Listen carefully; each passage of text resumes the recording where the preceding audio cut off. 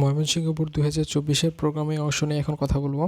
তো শুরুতেই বলে রাখি, আমাদের ময়মনসিংহ বোর্ড 2024-এর এই প্রশ্নে কিছুটা ভুল আছে। এই ভুল সংশোধন করে দেওয়ার পাশাপাশি আমি এই প্রশ্ন থেকে সম্ভাব্য আগামী বছরের জন্য প্রশ্নটা খুঁজে বের করব। তো তোমরা অনেকেই মনে করতে পারো যে যারা প্রশ্ন করে তারা তো অনেক জানে, তাদের কীভাবে ভুল হয়, নাকি আপনার ভুল হচ্ছে। তো আমি এটা কোডিংয়ের মাধ্যমে দেখিয়ে দিব। আর ভুল এটা যে কারো হতে পারে, এমনকি শুধু বোর্ড প্রশ্নে না, বিশেষ পরীক্ষার প্রশ্নেও ভুল হয়। তো কথা না বলে আমি কোডিংয়ে চলে যাচ্ছি। আমি যদি কোডিংটা এখন রান করলে আমরা যদি কোনো কিন্তু আউটপুট দেখাচ্ছে না, যদি 5 ইনপুট দিই তাহলে 10,000 আসে। আর যদি 6-7 ইনপুট দেই তাহলেও কিন্তু 10,000 আসে, সেম মান আসে। তো এখানে ভুলটা কোথায়? দেখো, আমাদের স্ক্যানএফের মাধ্যমে এন স্ক্যান করেছি, কিন্তু স্ক্যানএফের মাধ্যমে এ এর মানটা স্ক্যান করেছে, কিন্তু আবার ফর লুপের মধ্যে এ এর মানটা আবার ইনিশিয়ালাইজ, অর্থাৎ এ এর মানটা 2 দ্বারা দিয়ে দিয়েছে। তো এ এর যে মান স্ক্যান করলো, এ এর মান তো আবার পরবর্তীতে দিয়ে দিল, তাহলে আমাদের তো স্ক্যানের কোনো মূল্য থাকলো না। হ্যাঁ, স্ক্যানের তখনই মূল্য থাকবে যদি 100-র জায়গায় কোনো একটা ভেরিয়েবল দিয়ে স্ক্যান করা হয়। আমি যদি সাপোজ 100-র রিপ্লেসে একটা এন দিই এবং এনটাকে আমি স্ক্যান করি, এবং এই জায়গায় আমি এর পাশে একটা ভেরিয়েবল যেটা এন নিয়ে নেই, এবং তারপর আমি যদি রান করি, তাহলে আমাদের প্রোগ্রামে একটা মিনিং থাকবে। আমি যদি 5 ইনপুট দিই, 16 আমার আনসার আসছে। 6 ইনপুট দিলে কিন্তু আমাদের আনসার 16 আসবে না, ডিফারেন্ট আসবে। 7 ইনপুট দিলে আমাদের আনসার ডিফারেন্ট আসবে। তো ভুল ত্রুটি যে কারো হতে পারে, এটা কোনো সমস্যা না। কিন্তু এই ভুল থেকে আমরা কি শিখছি? এই ভুল থেকে আমরা একটা কোশ্চেন এখান থেকে আবিষ্কার করতে পারবো ইনশাল্লাহ, যেটা 2025 সালে আসার কিছুটা হলে সম্ভাবনা আছে। তো আমি আগে আরও একটা অংশ বুঝিয়ে দিই। সেটা হলো ইনক্লুড studio.h দিয়ে তোমাদের আমি পড়িয়েছি, কিন্তু এখানে ইনক্লুড conio.h কেন, তারপর CLR SCR অর্থাৎ ক্লিয়ার স্ক্রিন কেন, গেট CH কেন, এইগুলো আসলে দরকারটা কী? তো আগেই বলে রাখি, ইনক্লুড studio.h যেমন একটা লাইব্রেরি, conio.h একটা লাইব্রেরি। এখন ক্লিয়ার স্ক্রিন অর্থাৎ এই লাইনটা দেওয়ার উদ্দেশ্য হলো লাইনকে পরিষ্কার করা। কোন লাইন? এই কনসোলের কমপ্লিট যে রেজাল্টটা, এটাকে কনসোলে যে ওপেন হচ্ছে আর একটা যে পেজ আসছে, এই পেজটাকে মুছে ফেলা। কি মুছে ফেলা? আগের যে আউটপুট আসে সেটা মুছে ফেলা। তো এখন কথা হলো যে এটা ছাড়াও তো করা যায়। তো আমি এটা দিয়েই কেন করছি? তো ব্যাপারটা হলো, আগের যেগুলো সফটওয়্যার ইউজ হতো, সে সফটওয়্যারে এই কাজটা ছাড়া আমাদের আউটপুট বের করা সম্ভব হতো না। যেমন একটা গল্প বলি, আগে আমাদের যখন টিভির যে কনসেপ্টটা ছিল, সেটা হলো একটা ডিশের অ্যান্টেনা থাকতে হবে, বাঁশ থাকতে হবে, বাঁশটাকে ঘোরাতে হবে। এখন তো টিভির কোনো কনসেপ্টই তেমন অনেক হারিয়ে গিয়েছে। সবার ফোনে টিভি চলে আসছে। সামনে যখন যুগ চলে আসবে, তখন স্যাটেলাইটের মাধ্যমে সবার কাছে গুগল গ্লাস থাকবে। তো তখন তো আমাদের টিভির ওইরকম কোনো কনসেপ্ট থাকবে না। টিভি রাখার জায়গা, টিভি রাখার স্ট্যান্ড, সেগুলো তো কিছুই থাকবে না। তো আমাদের CLR SCR এইগুলো হলো একটু আদিকালের কনসেপ্ট। টার্বোসিতে এইগুলো আমাদের লাগতো। এখনকার যেগুলা কোড ব্লকসের যেগুলো সফটওয়্যার আছে, এখনকার এগুলো কোনো সময় লাগে না। আমি যদি এটা ছাড়াও রান করি তবুও রান হবে। কোনো সমস্যা হবে না। 5-16, ওকে। তো এখন আমরা এখান থেকে কি প্রশ্নটা বের করতে পারি? এখন আমরা এখান থেকে একটা প্রশ্ন বের করতে পারি। দেখো, এখানে আমাদের লুপটা চলছে। আগে লুপটা কিভাবে কাজ করছে আমি এটা একটু তোমাদের দেখাই। কপি করলাম, বরাবরের মতো আমি এই কাজটা লুপের ভিতরে করি। এটা যদি লুপের ভিতরে আমি পেস্ট করি, তাহলে লুপটা কিভাবে কাজ করছে আমি এটা তোমাদের দেখাতে পারবো। এটা একটু ছোট করে নিলাম, এবং এখানে আমি একটা কি দিয়ে দেব, একটা নিউ লাইন দিয়ে দেব, যাতে নতুন লাইনের মাধ্যমে লাইনগুলো নিচে আসবে এবং তোমরা দেখতে পারবে। যদি 6 ইনপুট দেই, তাহলে প্রথমে 4 আসছে, 16 আসছে, এবং লাস্ট অফ অল 36 আসছে। তো কীভাবে আসছে আমি যদি এখানে একটু তোমাদের দেখানোর চেষ্টা করি, প্রোগ্রামের কাজটা কীভাবে করছে। পেন নিয়ে এটাকে এক সাইড করে দিলাম, যে বিশাল বড় জায়গা। এর মান ফার্স্টে 2। আচ্ছা, 2 কি এর মান আমি 5 নিয়েছি, 2 কি 5 থেকে ছোট অথবা সমান? হ্যাঁ। এখন কি করবে, এখন আমাদের ইফের একটা কন্ডিশন আছে। ইফের যে কন্ডিশনটা সেটা এর মান যখন 8 হবে তখন আমার প্রোগ্রামটা আর কোনো কাজ করবে না। তো এই জিনিসটা আগে বুঝে আসি। এই প্রোগ্রামটা আগে একটু রান করি এবং এর মান আমি দিই 20। এর মান যখন 20 দিচ্ছি তখন এর মান ফার্স্টে ছিল 2 এর জন্য 2 স্কোয়ার 4 প্রিন্ট করছে।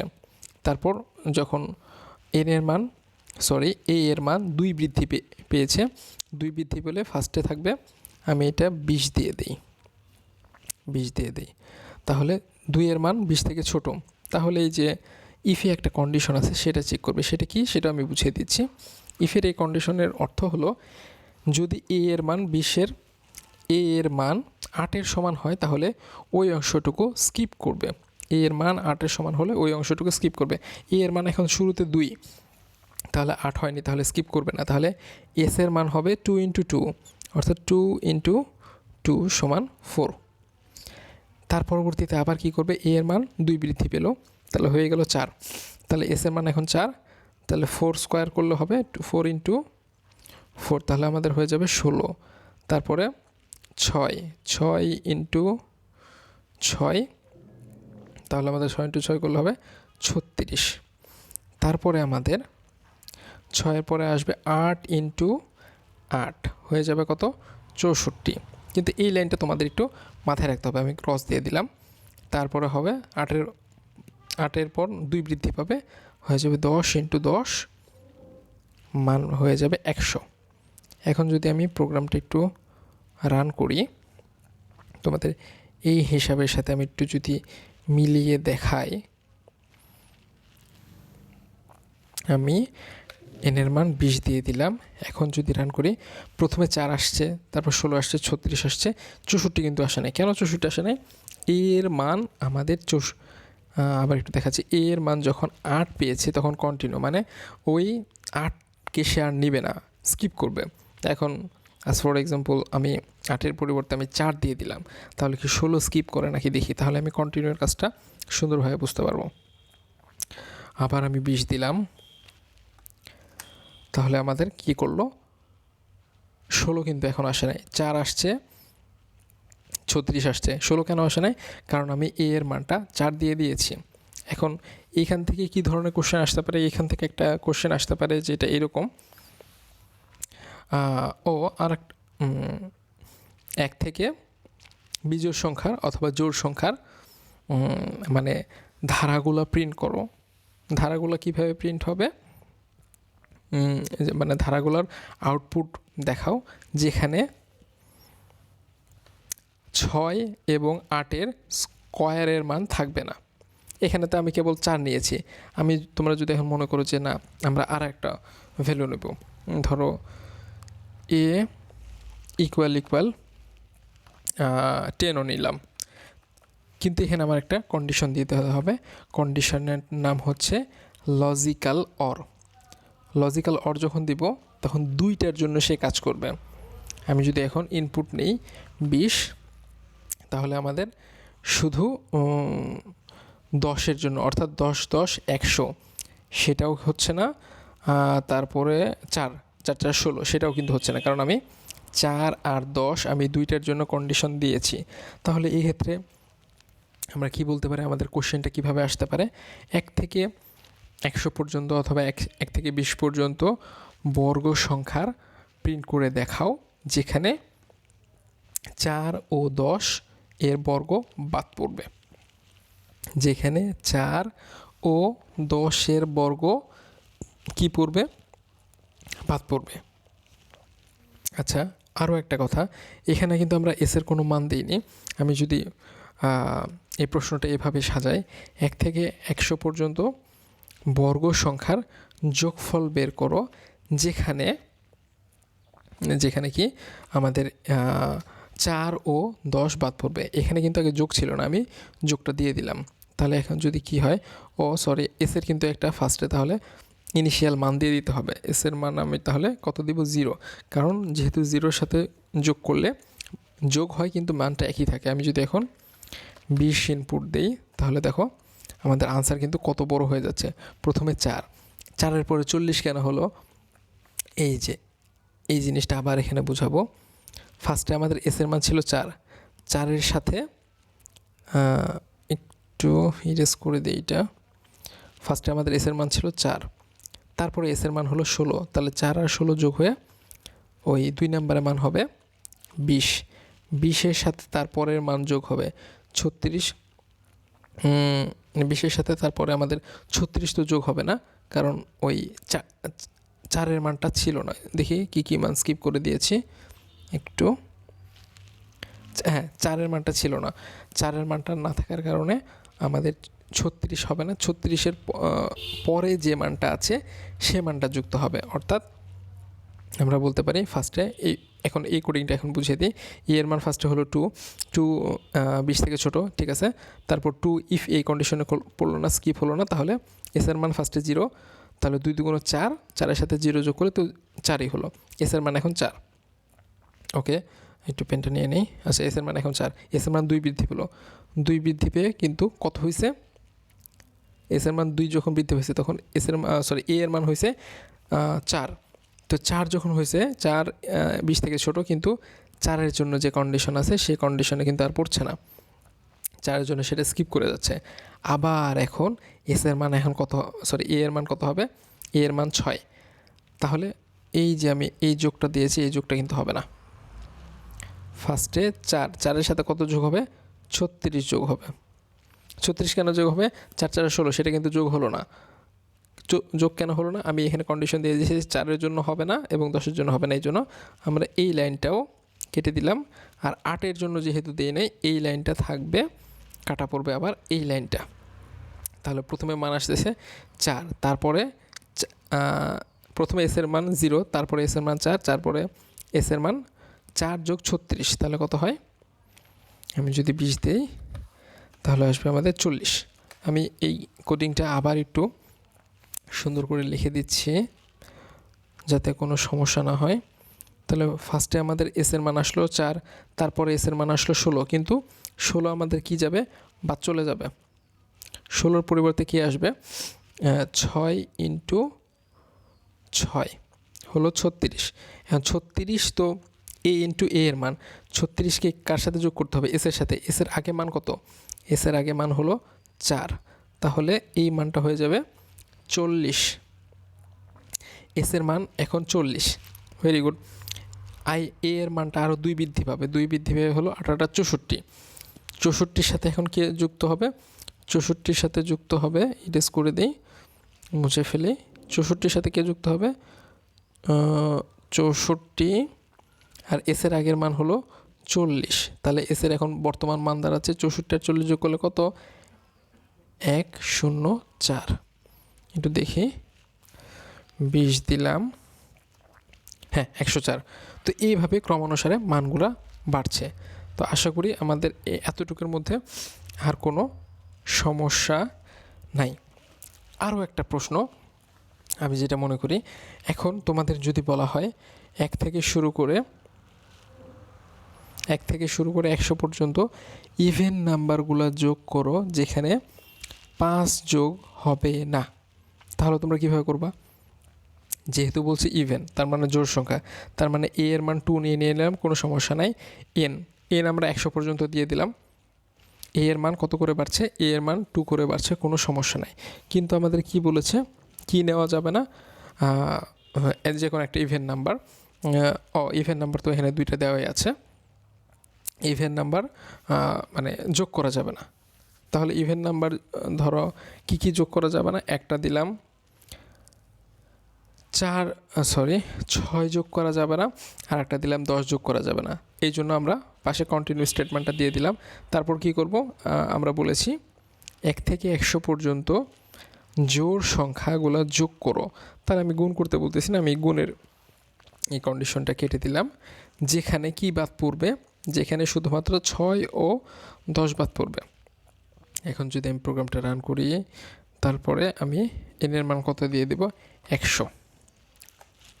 দেখো আমার আনসার আসছে 334। কীভাবে আনসার আসলো, প্রথমে সামের মান প্রথমে সামের মান 2, ভেরি গুড। তারপরে সামের মান 6 কীভাবে আসলো আমি আবার একটু ডিসক্রাইব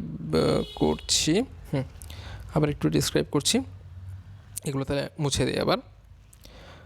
আচ্ছা, এগুলো মুছে দিলাম, এইটাও দরকার নাই। প্রথমে আমাদের এসের মান কিন্তু কত?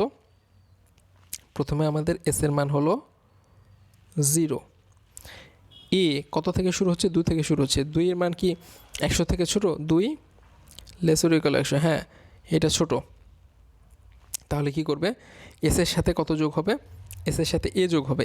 এ এর মান হলো 2, তাহলে এসের মান 0, তাহলে এসের মান হবে 0 প্লাস 2, তাহলে এসের মান হয়ে গেল 2। এইবার কি হবে? এ এর মানটা 2 বৃদ্ধি পাবে। 2 বৃদ্ধি পেয়ে কত হবে? আগে ছিল 2, এখন হয়ে যাবে এ এর মানটা 4। আমি উপরে এখানে এ লিখে দিই, এটা হলো আমাদের এ এর মান। 2 বৃদ্ধি পেল, এটা হয়ে গেল 4। 4 কার মান? 4 এ এর মান। এসের আগের মান কত? এসের আগের মান 2, 2 যোগ 4 কত হয়ে গেল? 6। এসের মান এখন 6। এ কত বৃদ্ধি পাবে? আরও 2 বৃদ্ধি পাবে। 2 বৃদ্ধি পেয়ে হলো 6, কিন্তু এখানে দেখছে 6 যেহেতু আছে, 6-এর জন্য কন্টিনিউ স্টেটমেন্ট, এই জন্য 6 আর কাজ করলো না। তারপরে আবার আমাদের মানটা বৃদ্ধি পেয়ে হলো 8। এসের আগের মান কত? 6, 8 6 14। এখন যদি প্রোগ্রামটি একটু রান করে দেখি, 100, এবং আমরা শুরু থেকে মানগুলো দেখি, 2, এই যে আমাদের 2, তারপর 6, তারপর 14, হ্যাঁ আলহামদুলিল্লাহ হয়ে গেল। তো এইভাবে শুধু ইভেন নাম্বার না, অড নাম্বারের ক্ষেত্রেও আমরা বলতে পারি 1 থেকে শুরু করে 100 পর্যন্ত অড নাম্বারগুলো যোগ করো, শুধুমাত্র কী বাদ যাবে? ধরো 5 বাদ গেল, 23 বাদ গেল, তো আমরা এইভাবে কন্ডিশনের মাধ্যমে দিয়ে দিতে পারি। তো আমি ধারণা করছি যে প্রত্যেকবারে যেহেতু কোশ্চেন একটু হার্ড হয়, তো পরবর্তীতে এই ধরনের কোশ্চেন হওয়ার সম্ভাবনা আছে। তো আমরা কথা না বাড়িয়ে আমাদের এরপরের কোশ্চেন কি জানি একটা ছিল আমাদের প্রশ্ন, আমরা কি কোনটা সমাধান করলাম? আমরা তো কোশ্চেনের কোনো সমাধানই করি নাই, কারণ কোশ্চেনে কোডিং চাই নাই। তারপর আমি কোডিং তোমাদের জন্য দেখালাম। গ নাম্বার প্রশ্ন বলছে অ্যালগরিদম লেখো, ঘ নাম্বার প্রশ্নে বলছে অপারেটরগুলা ব্যাখ্যা করো। তো আমি কোডিং থেকে অ্যালগরিদমটা বুঝিয়ে দিচ্ছি। যেহেতু আমি কোডিংয়ের মধ্যে অনেক চেঞ্জ করে ফেলেছি, আগে কপি করা ছিল, এখন কি আছে কি না দেখি, পেস্ট নাই। আমি একটু আবার এই কোডিংটা কপি করে নিয়ে ওখানে পেস্ট করে দিচ্ছি। কপি একটু সময় লাগবে, ফুল কোডিংটা কপি করে নিয়ে ওখানে পেস্ট করে দিচ্ছি, যাতে আমরা কোডিং দেখে দেখে কী লিখতে পারি, অ্যালগরিদম লিখতে পারি, ফ্লোচার্ট করতে পারি। অ্যালগরিদম ফ্লোচার্ট মুখস্থ করতে হবে না, কোডিং দেখে দেখে আমরা সেটা করতে পারবো। আচ্ছা, আবার একটু পেন নিয়ে নিই। তো শুরুতে আমরা প্রোগ্রাম শুরু করলাম, কোনো সমস্যা নাই। এসের মান 0 ধরলাম, এ এর মান 2 ধরলাম। যেহেতু আমাদের এ এর মান মানে ইনপুট নিচ্ছি না, সেহেতু আমাদের ওই লাইনটা বাদ চলে যাবে। এখানে কিন্তু অ্যালগরিদমে আমরা এই লাইনটা দিব না, কারণ আমরা এসের মান 2, এসের মান 0, এ এর মান 2 নিয়ে নিচ্ছি। এবার এ লেস অর ইকুয়াল 100, অর্থাৎ এই কন্ডিশনটা যখন সত্য হবে তখন কোন ধাপে যাবে আমি তো সেটা জানি না, আমার তো ধাপ আগে মুখস্থ নাই। আমি এই লাইনটা একটু পরে লিখব। আমার এখানে কিন্তু 2টা কন্ডিশন, এক নম্বর হলো এই যে এ লেস অর ইকুয়াল 100, আর একটা হলো এ ইকুয়াল 8। এখানে কিন্তু আমাদের 2টা কন্ডিশন। ফার্স্টে 3 নাম্বার ধাপে আমরা 1 নাম্বার কন্ডিশনটা লিখলাম, 4 নাম্বার ধাপে আমরা তারপরের কন্ডিশনটা লিখলাম। এবার আমরা কি করব? তারপরের কন্ডিশনটা লেখার পরে 5 নাম্বার ধাপে আমরা কি বলেছি, সবসময় আমরা লুপ অফ দ্য বডি লিখি। আমি আবার মনে করে দিই, ফর লুপের যেটা কাজ হলো, ফর লুপের কাজ কি? প্রথমে ইনিশিয়ালাইজ, অর্থাৎ এ ইকুয়াল 2 কাজ করবে, তারপরে এ লেস অর ইকুয়াল 100, অর্থাৎ কন্ডিশনটা চেক করবে, তারপরে লুপ অফ দ্য বডির ভিতরে আসবে এবং সর্বশেষ ইনক্রিমেন্ট করবে। তো আমরা 3 নাম্বার ধাপে একটা কন্ডিশন লিখলাম, 4 নাম্বার ধাপে আর একটা কন্ডিশন লিখলাম, 5 নাম্বার ধাপে যে আমরা কন্ডিশনের পরে যে লুপ অফ দ্য বডি আছে সেটা লিখব এবং সাথে সাথে ইনক্রিমেন্টটাও দিয়ে দেবো, কারণ ইনক্রিমেন্টটা যেহেতু সর্বশেষে কাজ করে। এবার ধাপ 5-এ যাব কীভাবে, ধাপ 6-এ যাব কীভাবে, এবং লাস্টে এসের মান ছাপা এটা কীভাবে লিখব। যেহেতু লুপের পরে আমি দেখতে পাচ্ছি কোডিংয়ে এস লেখা আছে এবং যেহেতু সেটা প্রিন্টএফ এবং সেহেতু আমি 6 নাম্বার ধাপে এসের মান ছাপে এটা দিয়ে দিব। এখন প্রশ্ন হলো তিনি কিভাবে দিব, 5 নাম্বার ধাপে যাই। আচ্ছা 5 নাম্বার ধাপে কি আছে, যদি এই কন্ডিশনটা সত্য হয় তাহলে আমি 5 নাম্বার ধাপে চলে যাব। 5 নাম্বার ধাপে কি, লুপ অফ দ্য বডি। তোমাদের আবারও বলছি আমাদের এইটাই কিন্তু loop of the body. 5 number ধাপও লুপ অফ দ্য বডি। এইখানে আরেকটাভাবে কাজটা করা যায়, 4 নাম্বার ধাপে যে কন্ডিশনটা আছে সেটাও কিন্তু লুপ অফ দ্য বডিতে আছে, কিন্তু সেটা যেহেতু কন্ডিশনের জন্য আমরা আলাদা করে রেখেছি। যদি এই কন্ডিশনটা ট্রু হয় তাহলে আমরা 5 নাম্বার ধাপে চলে যাচ্ছি। অন্যথায় 6 নাম্বার ধাপে কী আছে, আমাদের এই কন্ডিশনটা যদি ফলস হয়, অর্থাৎ এখানে যদি এরকম হয় একের জায়গায় ইনক্রিমেন্ট হতে হতে কোনো একটা পর্যায়ে 100 মানে এদিকে মান দাঁড়ালো 102, তাহলে কি আমাদের এই লুপের ব্র্যাকেটের ভিতরে ঢুকবে না, তাহলে কোথায় ঢুকবে, এসের মানটা প্রিন্ট করবে। এই এসের মানটা প্রিন্টের মান হলো 6, তখন ধাপ 6 যাবে। এখন আমরা ধাপ 4-এ আসি। কি বলেছে, যদি এ সমান 8 হয়, এ যদি 8-এর সমান হয় তাহলে কত নাম্বার ধাপে যায়, ধাপ 3-এ যায়। অন্যথায় কত নাম্বার ধাপে যায়, ধাপ 5-এ যায়। ধাপ 3-এ যাবে কেন, আমি তোমাদের আগেই বলে রাখছি, আমাদের যখন কন্টিনিউ হচ্ছে, কন্টিনিউ মানে ওই লাইনটা স্কিপ করা, যখন আমরা 4 যখন দিলাম, 10 যখন দিলাম, তখন 4-4 16 ওই মানটা কি প্রিন্ট করলো না, তখন কি করলো, আবার এখানে লুপের মধ্যে চলে গেল। লুপের ওই যে লুপের কোন কাজটা করলো, ইনক্রিমেন্টের কাজটা করে 4-এর জন্য হয় না, তখন আবার এর মানটা বৃদ্ধি পেয়ে হলো 6-এর জন্য আবার চেক করবে। আমি আবারও বলছি, যখন a = 8 এই কাজটা যখন মানে হবে, যদি সত্য হয়, এ এর যে মানটা দেওয়া আছে, এ এর মান এখানে 8 দেওয়া আছে, এ এর মান যখন লুপের ইনক্রিমেন্ট হতে হতে ওই মানটা 8-এ চলে আসবে, তখন কিন্তু কন্টিনিউ থাকার কারণে ওই লাইনটা স্কিপ হবে, অর্থাৎ ওই লাইনটা বাদ হয়ে যাবে। এই জন্য আবার ধাপ 3 অর্থাৎ আবার ফর লুপে ফিরে যাবে। অন্যথায় কয় নাম্বার ধাপে যাবে, অন্যথায় 5 নাম্বার ধাপে। অর্থাৎ যখন আমরা অন্য মানগুলো দিচ্ছি, অর্থাৎ 2 4 উপরে মনে হয় আমাদের লেখা আছে, একটু দেখি, উপর না মুছে দিয়েছি। অর্থাৎ কিছুক্ষণ আমরা আগে যেটা লিখলাম 2 4 6, 2 স্কোয়ার করছে 4 হচ্ছে, 4 স্কোয়ার করছে 16 হচ্ছে, ওই 16 লাইনটা যে বাদ চলে যাচ্ছে ওইটা হলো কন্টিনিউয়ের জন্য। আর যখন বাদ না যাচ্ছে তখন 5 নাম্বার ধাপে যাচ্ছে। 5 নাম্বার ধাপে কী করছে, a × a অর্থাৎ মানগুলো স্কোয়ার করে দিচ্ছে। আমার মনে হয় আর কোনো সমস্যা থাকার কথা না, তারপরও সমস্যা থাকলে আমাকে জানাতে পারো। আচ্ছা, এরপরে আমাদের ঘ নাম্বার প্রশ্নে কি বলা আছে, ঘ নাম্বার প্রশ্নে বলা আছে উদ্দীপকের কত ধরনের অপারেটর ব্যবহার হয়েছে তা বর্ণনা করো।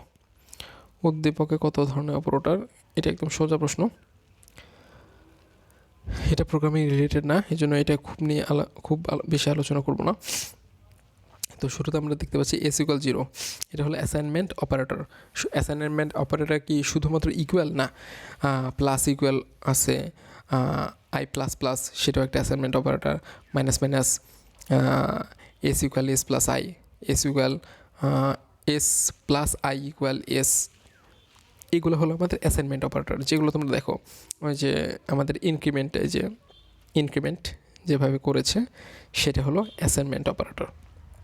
তার মানে এটা হলো একটা অ্যাসাইনমেন্ট অপারেটর। তারপর আমরা স্ক্যানএফে আসি। স্ক্যানএফের যে আমাদের % ইউজ হয়, এই যে আমাদের যে % ইউজ হচ্ছে সেটা হলো আমাদের address operator. a = 2 assignment operator. a <= 100 এটা হলো রিলেশনাল অপারেটর। রিলেশনাল অপারেটর মোটামুটি 6টা, greater than, less than, greater equal, lesser equal, not equal এবং ইকুয়াল। আবার আমাদের ফিরে আসি, আমাদের যে এই যে a + = সেটা হলো আমাদের অ্যাসাইনমেন্ট অপারেটর। এর কাজ, এটা মানে কি, এটা মানে হলো a = a + 2, জাস্ট এটা দুইভাবেই লেখা যায়। আচ্ছা, তারপরে এই যে আমাদের আবার চলে আসছে a = 8 অর্থাৎ রিলেশনাল অপারেটর 6টা। a is equal a into a, আবার এই যেহেতু ইকুয়াল আসছে সেটা হলো আমাদের অ্যাসাইনমেন্ট অপারেটর। তাহলে আমরা দেখতে পাচ্ছি কয় ধরনের অপারেটর আছে। একটা হলো অ্যাসাইনমেন্ট অপারেটর, যেটা ভেরিয়েবলের এক্সপ্রেশনের মান এক ভেরিয়েবল থেকে জাস্ট অন্য ভেরিয়েবলের মধ্যে সেটা কী করে, ট্রান্সফার করে। অ্যাড্রেস অপারেটর কি, অ্যাড্রেস অপারেটরের মাধ্যমে আমরা স্ক্যানএফ থেকে যে ভ্যালু, যেটা ভেরিয়েবলের যে মান, সেটা অ্যাড্রেস অপারেটরের মাধ্যমে গৃহীত হয়। রিলেশনাল অপারেটর ওই যে আমি যেটা বলেছি, ছোট বড়, ছোট অথবা সমান, বড় অথবা সমান, সমান সমান অথবা অসমান। অ্যারিথমেটিক অপারেটর কী আছে, যেমন যোগ বিয়োগ গুণ ভাগ, এগুলো হলো আমাদের অ্যারিথমেটিক অপারেটর। সর্বশেষ আমরা ক নম্বর প্রশ্ন দেখি। ক নম্বর প্রশ্ন আমাদের আছে সিনট্যাক্স এরর কি, প্রোগ্রামের মধ্যে যেগুলো ভুল থাকে সেগুলো সিনট্যাক্স এরর। আমি এখন দেখায় দিই সিনট্যাক্স এরর জিনিসটা কি। একটা সেমিকোলন দেওয়ার কথা ছিল, কিন্তু আমি সেমিকোলনটা দিলাম না। এখন আমার প্রোগ্রামটা রান হবে না। আমার প্রোগ্রামে দেখাবে যে এখানে বলে দিচ্ছে expected semicolon at the end of declaration. এটা হলো আমাদের সিনট্যাক্স এরর। ব্যাকরণ, ভাষার ব্যাকরণগত যেগুলো ভুল থাকে সেগুলো হলো সিনট্যাক্স এরর। আচ্ছা, স্ক্যানএফ %d %a b ব্যাখ্যা করো। স্ক্যানএফ দ্বারা আমরা কী করি, ইনপুট নেই। এখানে %d হলো ফরম্যাট স্পেসিফায়ার। %d দ্বারা বোঝায় এটা ডেসিমেল সংখ্যা ইনপুট নিচ্ছে। আর m% দ্বারা বোঝায় যে আমাদের যে ভ্যারিয়েবল আছে সেই ভ্যারিয়েবল, আমি তোমাদের দেখিয়ে দিচ্ছি। এটা তো আমাদের এখন আর দরকার নেই। সরি,